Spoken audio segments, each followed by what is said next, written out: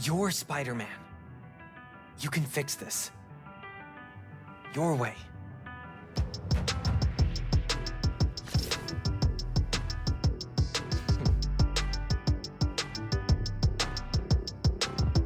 Here we go. Found my position, let's hit the road. There's a new Spidey in the neighbourhood. Created by Brian Michael Bendis and Sarah Pichelli in 2011, Miles Morales had a memorable supporting role in 2018's Marvel's Spider-Man on PS4, but with the huge success of the incredible Into the Spider-Verse film later that same year, and with his popularity as a character growing all the time, he's finally ready to take to the spotlight in one of the PlayStation 5's launch titles, Spider-Man Miles Morales. It's a great power and a great responsibility, but really, he's the only kid arachnid for the job. Here's our review of Spider-Man Miles Morales.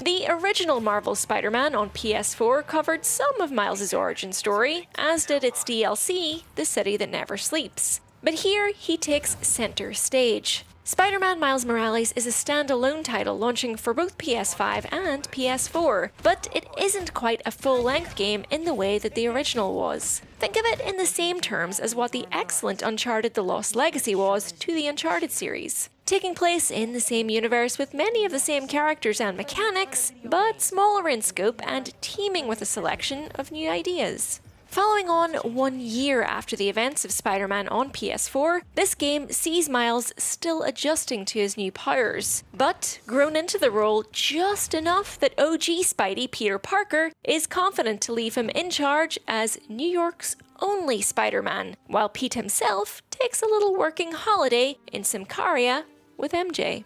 Given Spider-Man Miles Morales' much shorter running time than the original game, the main campaign story has sensibly been scaled down, focusing on just a few big bads and a central struggle for control in one particular area of NYC. After the heroic but untimely death of his father, Jefferson Davis, in the original game, Miles and his mother Rio have relocated from Brooklyn to her childhood home in Harlem, and much of the game's heart and drive lies in Miles finding a new home in an unfamiliar part of the city. The entire map from the original game returns here, but special attention is paid to Harlem and East Harlem specifically, with new details added to bring this vibrant and vivacious community to life. Think beautiful street art, awesome beats, bodega cats, and everyday people caught up in a battle between a high-tech underground crime cell and a corrupt energy conglomerate eager to use Harlem as the site of its latest clean energy reactors. This is the fight Miles finds himself in the midst of, all while he's just trying to adjust to teenage life and enjoy school break over the festive holidays. Yeah, good luck with that. I'm New York's only Spider-Man.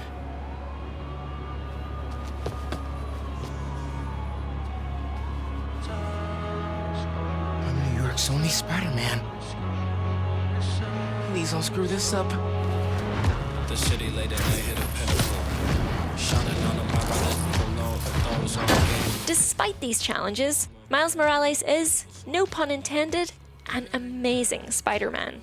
He's young, full of hope, earnest as anything, and a total science and tech nerd. He revels in the joys of being a superhero, but fully feels the responsibility that comes along with that fun. And, as with the comics, his feelings on and motivations for being Spider-Man deviate from Peter's in subtle ways. He doesn't always see himself as a hero, or even the kind of person other people can count on. But despite his self-doubt, he's always looking to do the right thing and support the people and communities he loves. There's so much great story potential that future titles can really dig into with Miles, so we hope this game is just the beginning for him. As writer and story consultant Evan Narcisse noted in interviews, Miles is a teenager for a different age. He's cooler than Peter Parker as a teenager. He dresses better, he's got friends, he's got game, he's connected to the world around him. Basically, the way the world sees and understands teenagers has changed, and Miles is an avatar of that. He and his friends care about causes, they stay updated, and they don't just react to the world around them, they influence it. That's reflected in characters like Genki Lee, who takes it upon himself to create an interface that connects Miles directly to the people he wants to help with the friendly neighbourhood Spider-Man app. And also Danica Hart, who is reimagined from the comics as a podcaster with an audience to rival J. Jonah Jameson's Just the Facts. The two warring hosts and their broadcasts are a very savvy way to inject some often necessary exposition, as well as a bit of knowing humour, without slowing down the action for you as Spidey. Spider-Man, hi! I know you're busy, but could I get a selfie with you? Oh my god, thank you! Pose right there. A generally smaller cast of immediate allies doesn't diminish their individual impact either, and each of the important people in Miles' life are beautifully realised. Special shoutouts need to go to his best friend Genki Lee and Mum Rio, who help ground and add warmth and light to both of Miles' identities.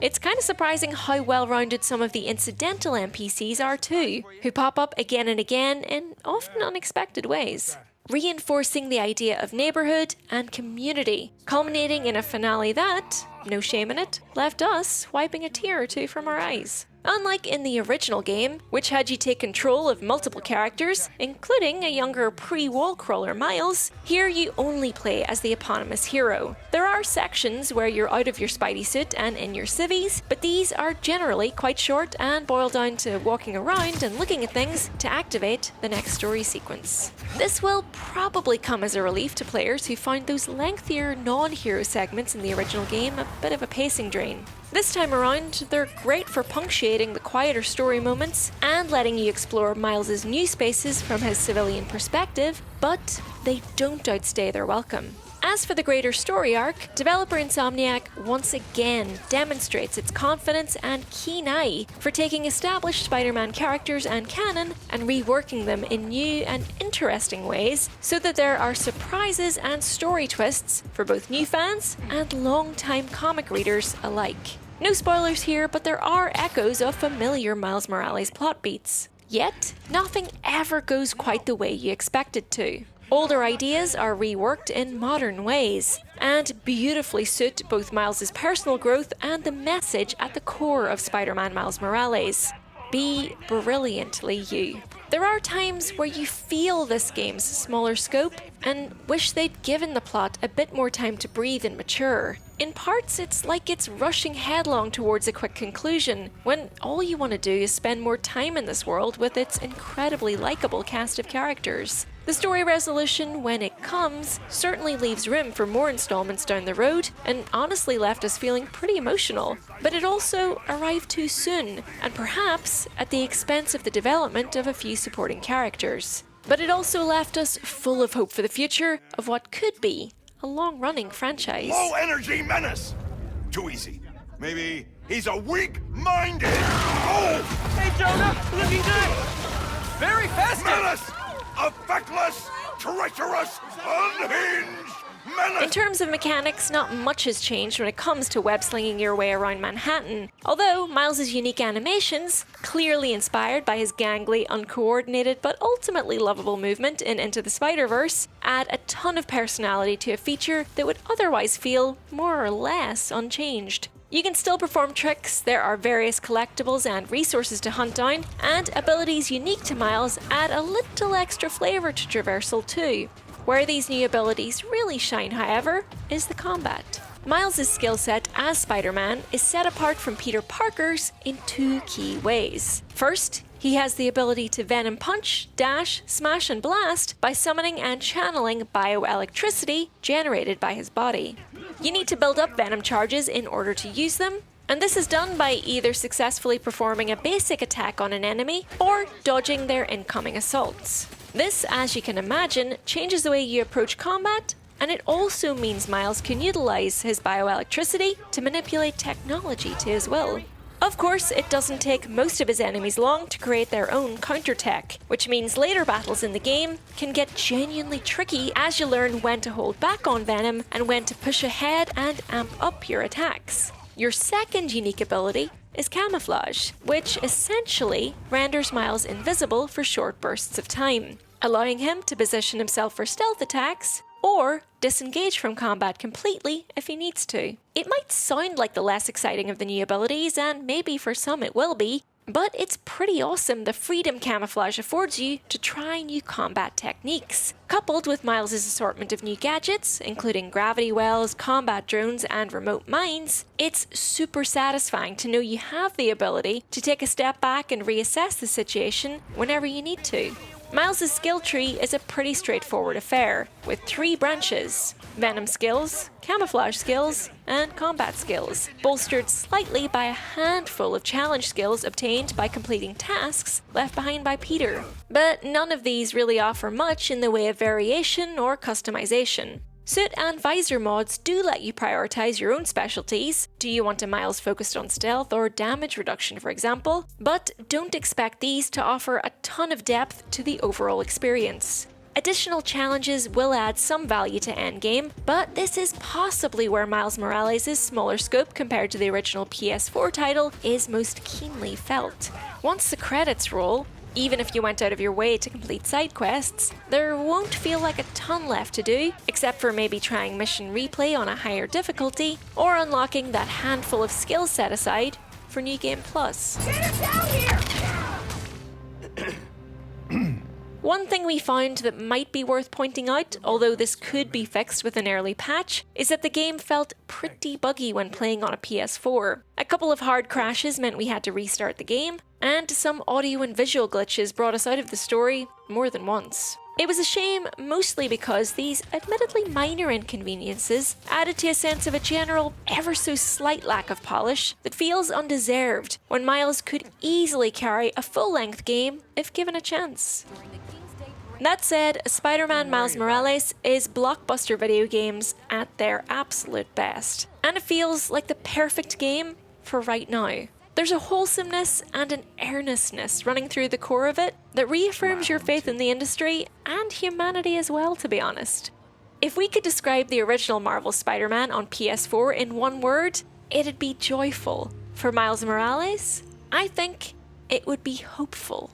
This is a new Spider-Man for a new generation, one that, just like Peter Parker before him, serves to lift others up and remind us that anyone, and actually everyone, can be a hero.